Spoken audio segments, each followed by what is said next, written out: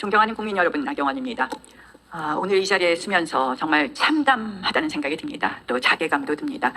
저는 필리버스터를 시작하면서 대한민국 국회의원으로서 국민 여러분들께 죄송하다, 도와달라고 또다시 읍소합니다.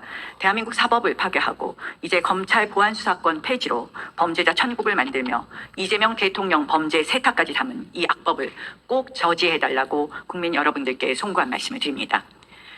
이재명 대통령의 민주당 도대체 어떤 세상을 살고 계시는 겁니까? 민주당 의원님들, 헌법을 준수하고 국민의 자유와 복리의 증진, 그리고 조국의 평화적 통일을 위하여 노력하며 국가 이익을 우선하여 하겠다는 국회의원의 직무를 양심에 따라 성실히 수행하겠다고 한 그 선서를 잊지 않지 않으셨습니까?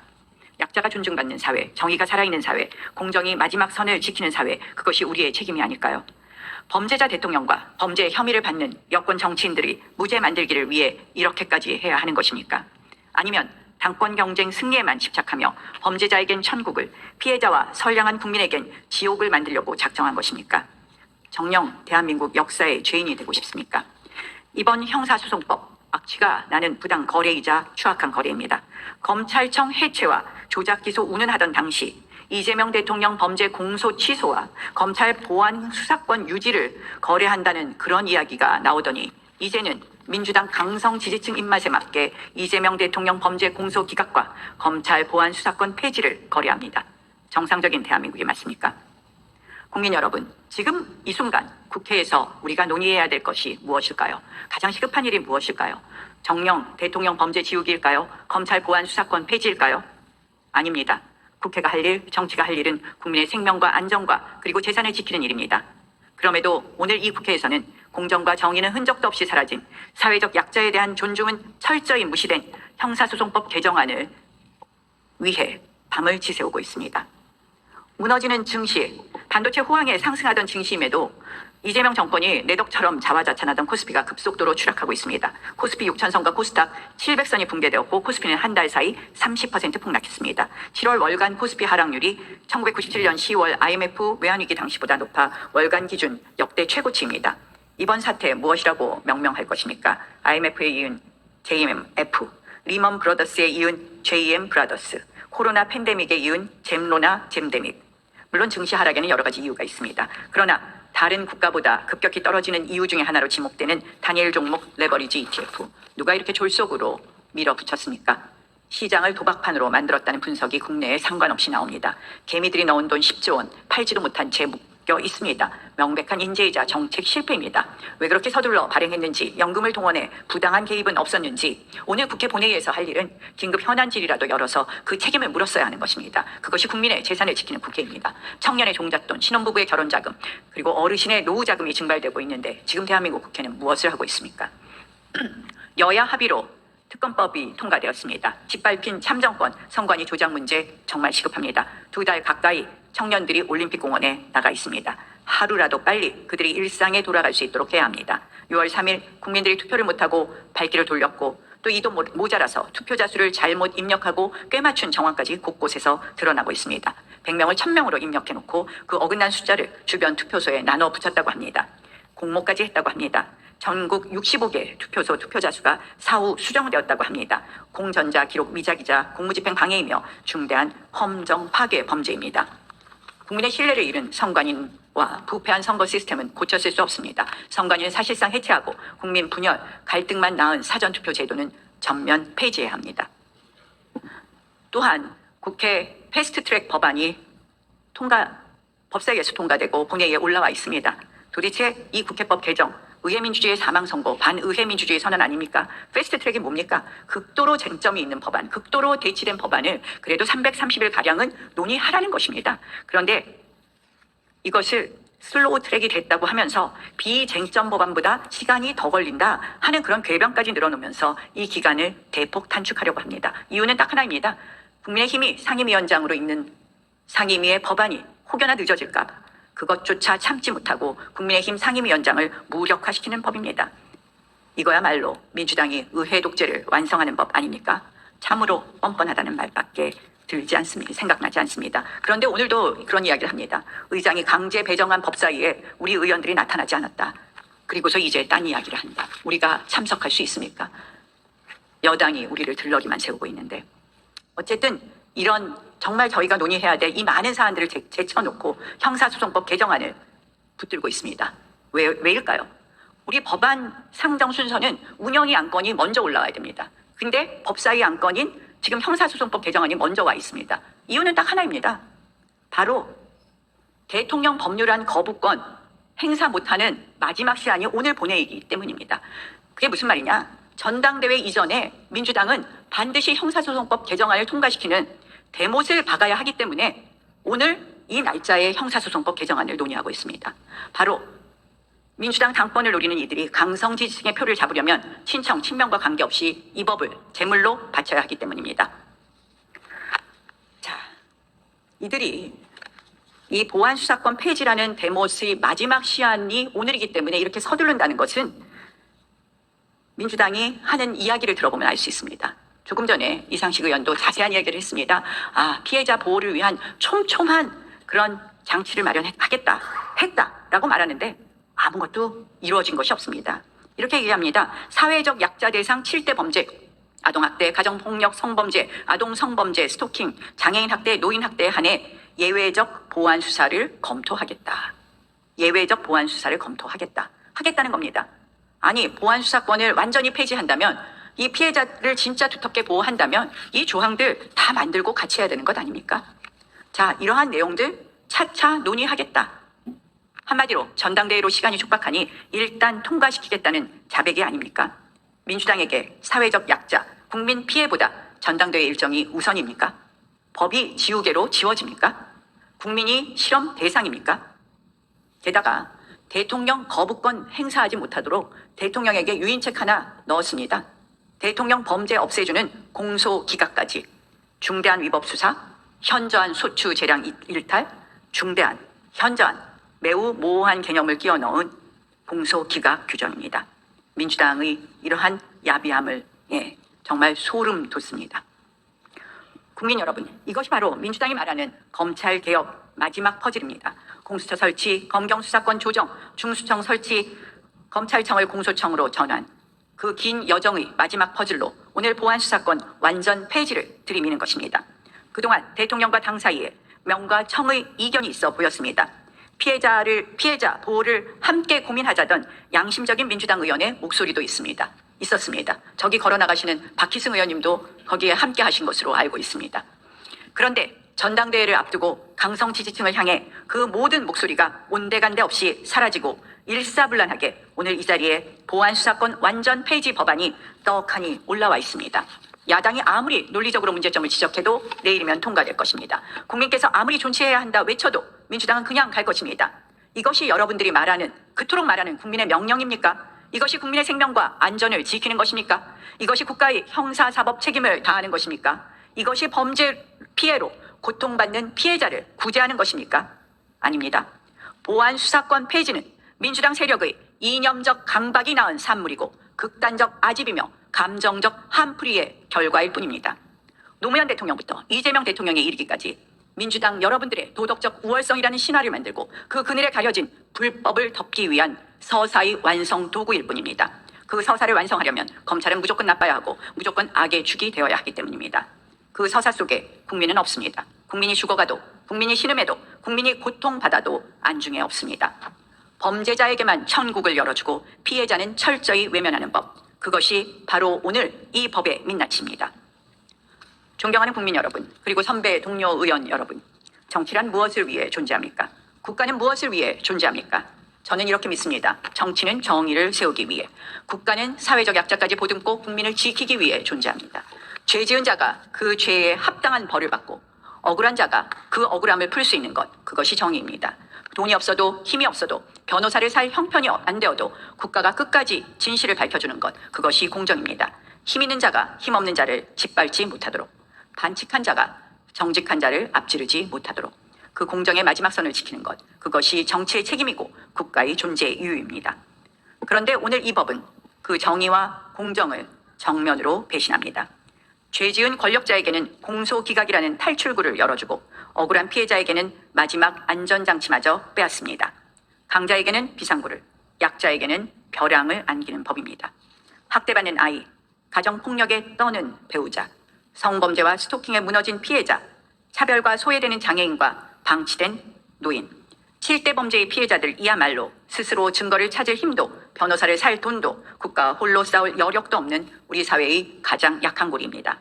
바로 그들에게 검찰의 보안 수사권은 마지막 대변인이었습니다.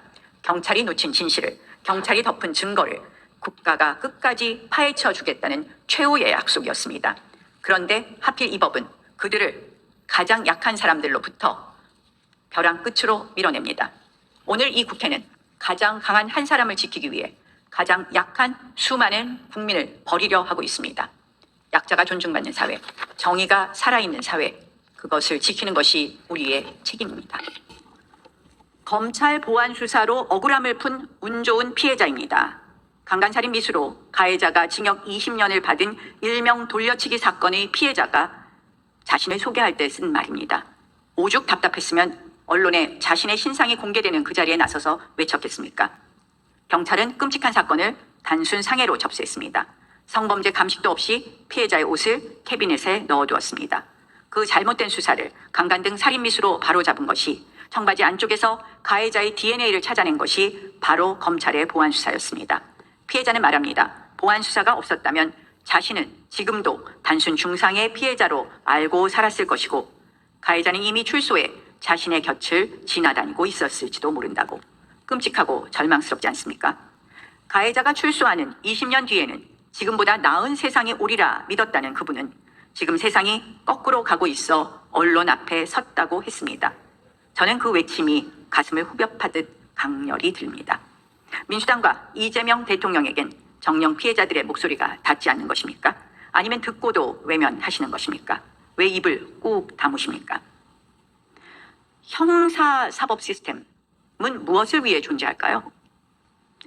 형벌권은 국가에게 독점되어 있습니다. 사적 복수를 허용하지 않습니다. 그래서 국가는 진실을 찾아야 될 고도의 책임이 있습니다. 형사사법 시스템의 최종의 목적은 실체적 진실 발견 그리고 인권 보호일 것입니다. 그런데 지금 이 형사사법 시스템의 최약자는 바로 피해자입니다. 그런데 그 피해자에 대해서는 외면하고 있는 법이 이 형사소송법입니다.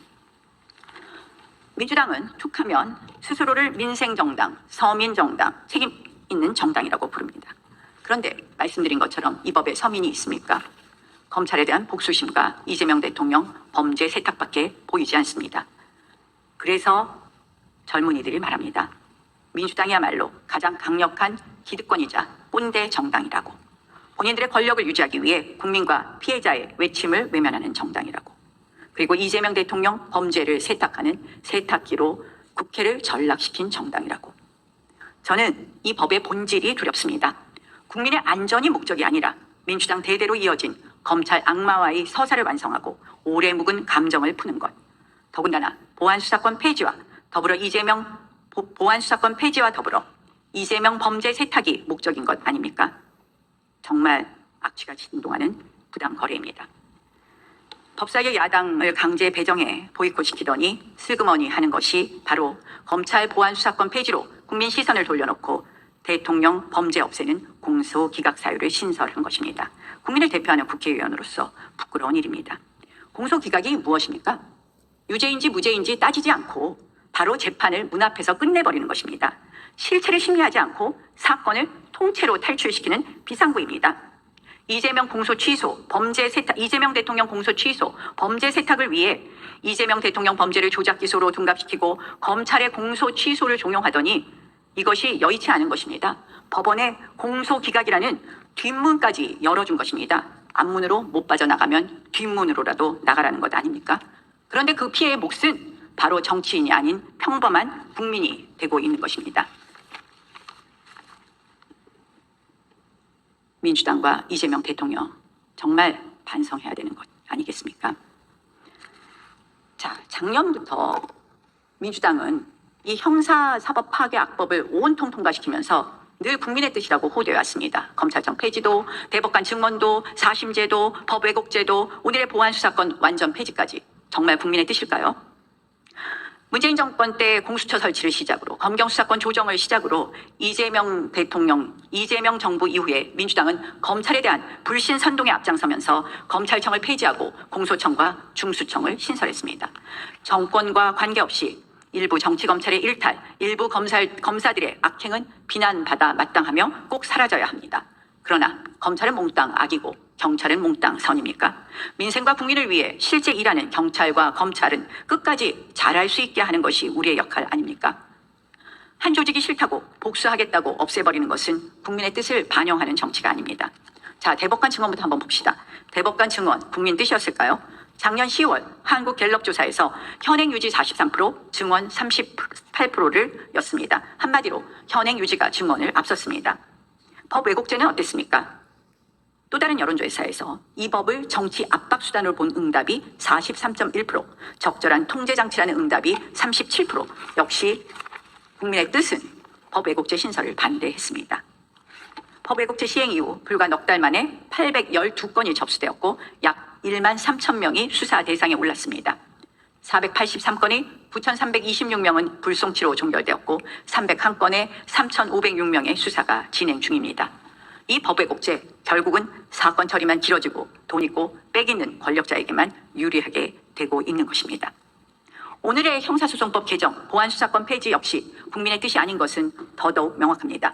불과 2주 전 한국갤럽 조사에 따르면 경찰 견제 부실수사 방지를 위해 유지해야 한다가 61%, 수사 기소 분리 원칙에 따라 전면 폐지해야 한다가 23%, 유지가 폐지를 무려 38%포인트 앞섭니다. 더 뼈아픈 대목은 민주당 지지층마저 유지 46%, 폐지 39%입니다. 여당의 지지자들조차 이 법에 확신이 없습니다. 썸트렌드라는 이 인터넷상의 트렌드를 보여주는 조사에도 이렇게 나옵니다. 지금 인터넷상에서 많이 찾아지는 단어는 피해 우려, 범죄, 안전, 사회적 신뢰, 결국 각종 데이터에서 국민의 뜻이라는 민주당의 주장에 반대되는 지표가 나오고 있습니다. 그러면 결국 이 보안 수사권 폐지라는 것은 국민의 뜻이 아니라 진영의 뜻 아니겠습니까? 그런데 이것이 통과되면 여러분께서 검찰의 권력이라고 하던 그 권한이 사라집니까? 아니요. 그 권한은 사라지지 않습니다. 한 기관에서 다른 기관으로 이동할 뿐입니다. 검찰공화국을 없앤다며 결국 경찰공화국, 특검공화국을 세우는 것 아니겠습니까? 국민의 뜻은커녕 그런데 민주당 내에서 이 민주당 내의 의견 역시 묵살되는 광경을 우리는 목도하고 있습니다. 저는 민주당 내에 민주성이 정말 작동하는지 묻고 싶습니다. 아까 말씀드린 대로 지난 7월 23일 범죄 피해자가 바라보는 바람직한 형사소송법 개정 방향이라는 토론회를 주최하신 13명의 민주당 의원님들. 비록 현장에는 4명의 의원님들밖에 참석하지 않으셨지만 그 위험성을 누구보다도 잘 아시기에 토론회를 주최하신 것 아닙니까? 홍기원, 남인순, 맹성규, 백혜련, 주철현, 이소영, 박희승, 정진욱, 박해철, 이연희, 박균택, 김남희, 곽상원 의원께서 주최하셨습니다. 맹성규 의원님 축사에서 이런 말씀하셨습니다. 약자를 보호할 수 있는 경찰의 수사 역량과 제도적 통제 방안이 완벽히 자리 잡을 때까지는 사각지대를 방지하기 위한 보안 수사 체계를 단계적이고도 신중하게 다듬어 나가는 유연한 접근이 필요하다라고 말씀하셨습니다. 박균택 의원님, 공소시효 임박, 구속사건, 증거소멸 우려, 경찰 불이행, 직접 보안 수사가 필요한 예외 상황을 스스로 4가지나 열거했습니다. 주철현 의원님, 일단 제도를 완전히 없애본 뒤에 부작용이 생기면 그때 고치자는 접근은 더욱 위험하다라는 경고를 하였습니다. 홍기원 의원님 이렇게 말씀하셨습니다. 저 역시 과거 노무현 대통령의 서거를 계기로 정치인의 꿈을 꾸게 된 한 사람으로서 수사권과 기소권의 분리라는 대다수 국민의 열망과 검찰개혁의 대원칙에는 전혀 이견이 없습니다. 권한을 독점 남용하며 형사사법체계의 근간을 흔드는 정치검찰의 부활은 저 역시 결코 바라지 않습니다. 그러나 우리는 집권 여당입니다. 우리의 움직임이 바꿀 제도가 어떤 변화를 만들어낼지 부작용은 없는지 충분히 수기하고 그 변화로 나타난 결과에 책임을 져야 합니다. 그러기에 우리가 추진하는 개혁은 단순히 무소불위 권력을 휘둘렀던 정치검찰의 권한을 박탈하는 것이 아니라 국민과 범죄 피해자들을 두텁게 보호하는 방향으로 촘촘히 설계되어야 합니다. 김남희 의원님도 이렇게 말씀하십니다. 개혁의 기준은 권한을 어디에 둘 것이 아니라 국민의 권리를 얼마나 두텁게 보호할 것인가가 되어야 합니다. 최근 여성폭력 피해자와 아동장애인 피해자 지원단체를 만나 현장의 목소리를 들었습니다. 억울한 사건이 묻히지 않는 것, 피해자가 제대로 보호받는 것, 그리고 실체적 진실이 끝까지 밝혀지는 것이 중요하다라는 목소리였습니다. 형사사법 절차는 결국 국민 한 사람의 삶과 직결됩니다. 범죄 피해자는 수사 절차를 잘 알지 못하고 기록을 확인하기도 어렵습니다. 경제적 이유로 변호사의 도움을 받지 못하는 경우도 많습니다. 이러한 현실을 외면한 채 제도만 바꾼다면 그 부담은 피해자와 사회적 약자에게 돌아갈 수밖에 없습니다. 국회는 이러한 우려를 무겁게 받아들여야 합니다. 형사소송법 개정은 어느 한 기관의 권한을 확대하거나 축소하는 문제가 아니라 피해자의 권리를 실질적으로 보장하고 국민이 신뢰할 수 있는 형사사법 체계를 만드는 과정입니다. 맞습니다. 민주당 의원님들이 하신 이 말씀들 하나도 틀리는 바가 없습니다. 그런데 묻고 싶습니다. 이러한 두터운 보호제도 마련하셨습니까? 신중하게 논의하셨습니까? 법부터 덜렁 만들면 보호되지 않는다는 이 주장들이 지금 실현된 것입니까? 아닙니다. 여러분들 아시다시피 이 모든 의원님들 그 주장을 접고 오늘 이 형사소송법 개정안에 찬성하기 위해서 조금 있다들 오실 겁니다. 왜 그들이 법률적 양심, 소신, 정치적 소신을 접어야만 할까요? 민주당에 더 이상 민주성은 저는 없다고 봅니다. 저는 이 13분 의원님들이 하신 말씀을 똑같이 드리고 싶습니다. 지금의 형사소송법 개정안은 이러한 보완책이 전혀 마련되어 있지 않다. 결국 피해자의 보호는 외면한 형사소송법이다. 그래서 오늘 이 형사소송법 개정안은 통과되어서는 안 되고 만약에 통과된다면 대통령은 거부권을 행사해야 한다라는 말씀을 드리고 싶습니다. 자, 정성호 장관은 어떻습니까? 정성호 장관 그동안 보안 수사권에 관해서 숱한 발언을 했습니다. 2025년 7월 16일 법무부 장관 후보 시절에 이런 말씀하셨습니다. 수사와 기소의 분리는 지켜져야 하고 국민의 요청이라고 믿고 있다. 그러나 보안 수사권은 분명한 입장을 갖고 있지 않다. 2025년 8월 27일에는 이런 말씀을 하셨습니다. 검찰이 수사 권한을 갖는 것은 안 된다는 확고한 입장을 갖고 있으나 보안 수사권 전면 폐지보다는 논의가 필요하다. 2025년 9월 8일에는 이렇게 말씀하셨습니다. 1차 수사기관이 수사권을 남용 오용하지 않도록 어떻게 제도적 장치를 만들 것인지에 대한 논의가 필요하다라고 말씀하셨습니다.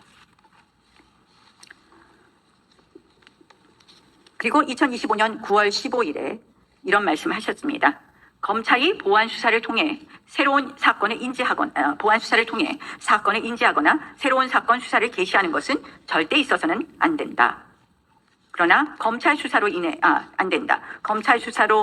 억울한 피해자가 나오지 않게 하는 것도 중요하지만 범죄자가 처벌받지 않으면 국민은 거기에 또 더 큰 불만을 갖게 된다. 공소 유지를 충실하게 하기 위한 제도적 장치로 무엇이 있는지 생각해 보겠다라는 발언을 했습니다. 결국 공소 유지를 위해서 수사권이 있어야 한다라는 그러한 함의를 내포하고 있는 발언이었습니다. 2026년 1월 14일에는 이런 발언을 했습니다. 보안 수사 문제는 추후 시간을 갖고 어떤 문제점들이 있는지 살피면서 형사소송법 개정안을 만들겠다. 그리고 6월 12일 이런 말씀을 하십니다. 1차 수사기관 결과에 검찰이 아무 손도 대지 못한다면 어떻게 피해자를 보호할지 대안과 고민이 있는지 묻고 싶다고 말했습니다. 가장 많이 보안 수사가 이뤄진 부실 사건이 성범죄다. 권력관계에 일어난 성범죄는 입증이 어렵고 진술에 의존해야 하지만 보안 수사 요구로는 시간이 지연되고 그렇게 되면 덮이고 만다. 말 못하는 아동, 장애인, 노인 같은 사회적 약자를 어떻게 구제하겠느냐. 경찰의 불송치 결정에 대해 피해자가 이의 신청을 하려면 변호사 선임 비용 등이 필요해 사실상 사법의 민영화로 이어질 수 있다고 또 지적했습니다. 그리고 법을 우선 시행한 뒤 문제가 생기면 다시 개정해야 된다는 주장에 대해서 단 한 명이라도 억울한 피해자가 나오면 안 된다. 그것은 무책임이다라는 이야기도 있습니다. 그리고 7월 8일 정점식 원내대표를 예방해서는 보안 수사권 폐지는 정부의 기본 입장이지만 최종 입법권은 국회에 있다. 여야가 충분히 협의해달라. 야당도 법사위에 적극적으로 참여해서 국민적 우려와 대안을 제시해달라라고 이야기를 했습니다. 7월 15일 법사위 전체회의에서 다시 한번 피해자를 강조합니다. 억울한 1%의 피해자가 없도록 하는 게 중요하다라는 말을 합니다. 다만 이 향후 검찰청이 공소청으로 개편되고 수사 개시 기능이 완전히 사라지면 과거와 같은 검찰권 남용 문제가 발생하지 않을 것이라고 강조했습니다. 그러면서 경찰 사건 처리를 스크리닝해서 피해자의 권리가 최대한 보장될 수 있도록 세밀한 제도를 만들어 달라고 호소하기도 했습니다.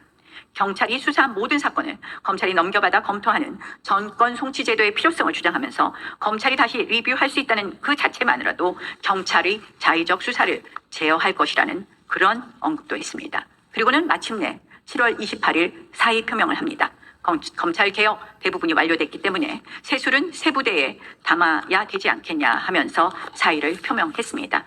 저는 정성호 장관의 사의 표명을 보면서 이재명 대통령 30년 지기 정성호 장관이 오죽했으면 사표를 던졌을까 하는 생각을 해봤습니다.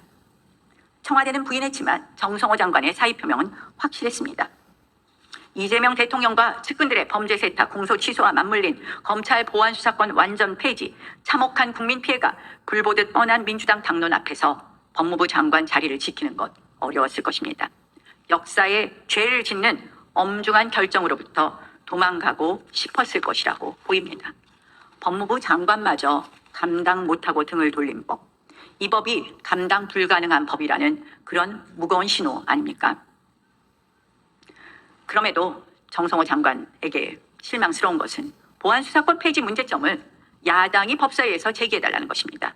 이것은 검찰 법무 인권 옹호의 최고 책임자가 할 말이 아닙니다. 스스로 문제를 더 강하게 열심히 주장하고 막아야 할 것이 법무부 장관의 책임 아니겠습니까? 야당에게 이런 거 맡기려면 정권도 내놓으십시오. 그리고는 거부권 행사에 대해서는 이제 와서 이렇게 이야기하십니다. 이 대통령에게 거부권 권유는 하지 않겠다. 충분히 우려를 전달했다. 이렇게 이야기하십니다. 국회에서 의결된 사항이고 법안 논의 과정에서 여러 우려를 전달하고 했고 많이 반영됐기 때문에 따로 거부권을 권유할 사항은 아닙니다라고 이야기합니다. 저는 이러한 말씀은 도망가는 말씀이다. 정성호 장관이 그 책무를 다하지 않는 비겁한 말씀이다라고 지적합니다. 정성호 장관, 사퇴만 하실 것이 아니라 대통령에게 거부권을 적극적으로 건의해 주십시오. 제가 재미있는 글이 하나 있어서 읽어드립니다. 우리 당의 김재원 최고위원이 쓴 정성호 장관의 사직 상소입니다. 신형조 판서 정성호, 삼가 죽음을 무릅쓰고 전하께 아뢰옵니다. 신이 듣건대 예로부터 죄인이 옥을 부수고 나와 골룡포를 입었다는 말은 있어도 골룡포를 입은 뒤에도 여전히 옥리의 그림자만 보아도 몸을 떠는 자가 있었다는 말은 듣지 못하였나이다. 전하께서 일찍이 여러 죄목으로 형조의 추국을 받으시다가 나라의 큰 변고가 남해 마침 그 틈을 타 옥을 벗어나시고 마침내 보위에 오르셨음을 신은 잘 알고 있사옵니다. 이는 하늘의 뜻인지 사람의 술수인지 신은 감히 논하지 못하오나 보위에 오르신 이후로 전하께서 밤낮으로 근심하는 바는 오직 하나, 형조가 다시 나를 국문하면 어찌할까 하는 그 두려움인 줄로 신은 짐작하옵니다. 하여 전하께서는 마침내 형조의 손과 발을 아예 끊어버리고자 하시니 세간에서는 이를 일러 검수완박이라 부르나이다. 온 조정의 대신들이 엎드려 간하고 팔도의 유생들이 상소를 올려 만류하여도 전하께서는 귀를 막고 눈을 감으시니 이는 옛적 송우암이 상소에 이르기를 말이 아무리 간절하여도 임금의 마음이 이미 정해져 있으면 소용이 없다고 탄식한 바와 조금도 다르지 아니하옵니다. 신은 감히 묻사옵니다. 전하께서 두려워하는 것이 참으로 형조이옵니까? 아니면 전하 스스로의 지난 죄상이옵니까? 율곡 선생께서 일찍이 상소에서 몸에 병이 있는 자는 약을 미워하고 허물이 있는 자는 바른 말을 미워한다고 하셨으니 전하의 오늘 이 처사가 바로 그 짝이 아니고 무엇이겠습니까? 죄가 없다면 국문을 두려워할 까닭이 없고 두려움이 있다면 그것이 곧 죄가 있다는 증자이오니 전하께서는 어느 쪽을 택하시렵니까? 저는 이 상소문 굉장히 재밌게 봤습니다. 맞습니다. 지금 이재명 대통령께서 이렇게 본인의 죄를 두려워하고 이것을 없애려고 하는 것에 이은 이 형소법 개정이라는 그런 국민들의 그러한 추측이 가능한 행태를 보이고 있지 않으십니까? 안타깝습니다. 이재명 대통령께 말씀드립니다. 이 법안 통과 즉시 거부권을 행사하셔야 합니다. 저는 대통령의 정치 반대편에 서 있습니다. 그러나 오늘은 대통령 말씀을 그대로 인용해 호소하겠습니다. 올해 1월 신년 회견에서 대통령께서는 이렇게 말씀하셨습니다.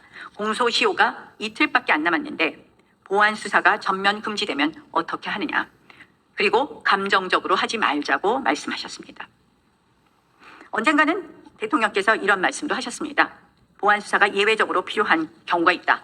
구속기한, 공소시효, 가정폭력, 아동학대 등 이러한 필요한 경우를 언급하기도 했습니다. 6월 취임 1주년 회견에서는 이렇게 말했습니다. 검찰이 초대형 사고를 쳤으니 견제를 위해 권한을 배제하는 것은 맞지만 이 때문에 국민이 피해를 보면 되겠냐라고 이야기했습니다. 6.3 지방선거 이후에 이재명 대통령과 정청래 대표가 대표의 설전이 오고 갔습니다. 그리고는 이 형사소송법 개정안은 당에 일임하기로 했습니다. 그리고 김민서 전 총리도 당대표로 출마했습니다. 그러나 이재명 대통령님, 그 우려 지금도 유효하지 않습니까? 오로지 바뀐 것은 딱 하나 있습니다. 형사소송법 개정안에 공소기각 조항이 함께 들어갔다는 것뿐입니다. 오늘 통과되려는 법, 지금 이 법이 대통령께서 걱정하신 그 전면 금지, 국민 피해입니다. 감히 본인의 공소 취소, 범죄 세탁과 절대로 바꿀 수 없는, 바꾸지 말아야 할 국민의 안전과 생명입니다. 헌법은 국가와 국민을 위해 존재합니다. 그리고 헌법은 대통령에게 제2요구권을 부여했습니다. 그것은 권리이기 이전에 국민을 지킬 헌법상 책무입니다. 대통령 스스로 경고한 위험을 대통령 스스로 막아주십시오. 그것이 감정과 사익이 아니라 이성과 국익을 위한 것입니다.